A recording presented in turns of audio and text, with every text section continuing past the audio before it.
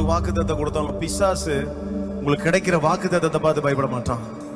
ஆனா நீங்க அபிஷேகம் பெற பெற பெற உங்க மேல அவனுக்கு பயம் வந்துடும். அதான் அபிஷேகம் உள்ளவங்களை பார்த்தா அவனுக்கு பயம். கோலியாத்து சவால் விட்டுக்கிட்டே இருக்கிறான். ஏன் தெரியுங்களா? அவன் பார்த்ததெல்லாம் சரீர பலவானதான்.